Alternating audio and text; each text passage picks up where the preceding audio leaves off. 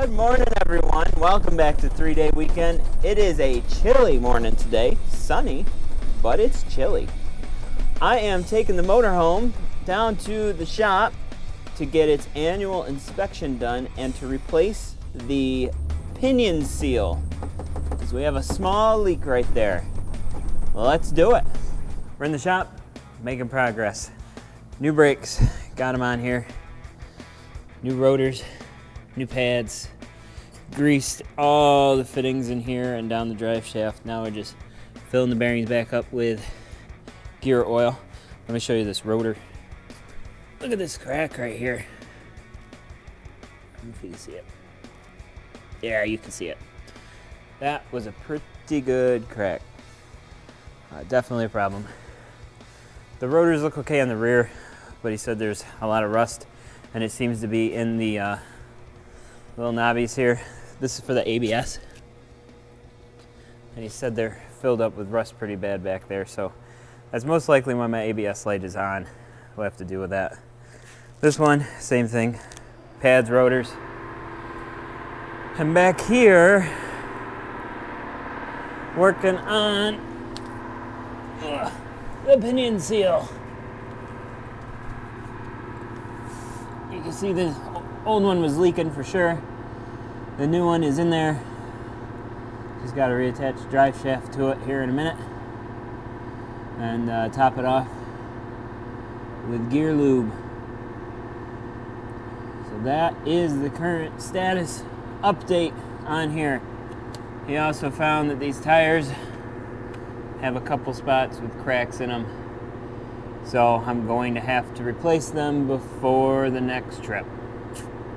And that's a bummer, because right now, with inflation and everything going on, I can't find these tires for less than, I'd say about $600 each. And that hurts. Well, what you gonna do? Maybe I'll wait till we're closer to the trip. The question keeps coming up, especially when I have it all torn apart like I do.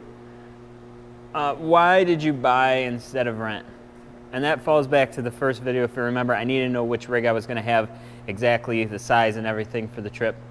And second is, I don't want it to be someone else's. I want it to be mine. I can put my stuff in it, set it up the way I want to do it. You know, I don't know. I just don't like renting. And the third reason is price. It looks right now like I'm sinking a ton of money into it, and I am. But to rent a camper cross country is like $10,000 for just the camper. And then there's dollars per hour to run the generator over a certain number of hours per day. It is crazy expensive to rent an RV. And I don't want to deal with that. And it brings us back to, I got the washer and dryer and the double fridge and everything. Can't get that in the rental. So in the end, when I sell this thing, if I decide to sell it, because it's pretty awesome, and I'm starting to like it a lot. But anyway, if I sell it, I'll be able to sell it for the same price, maybe a little bit different because it lives in a barn now. So it's not going to deteriorate from its current state. So I should be able to get my money back. And if I don't get my money back, that's more or less the rental fee. So I'm not really that worried about it. If I break even, great. If I don't, it's still going to be less than a $10,000 hit for renting an RV. So that's why I'm doing it. Outside of that, we aren't really finding anything wrong with it mechanically, which is very, very good. I am pleased. Oh, lunch will be over here in just a minute, and we'll get right back to it and try to button it up.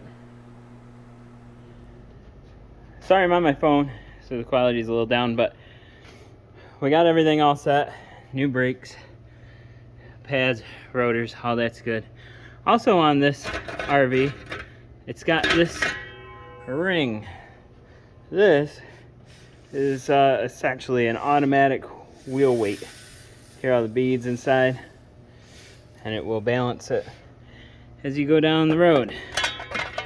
I hear a lot of good things online, but it's too soon to know if I'm a fan or not. When I first picked this up, it definitely had a good vibration to it.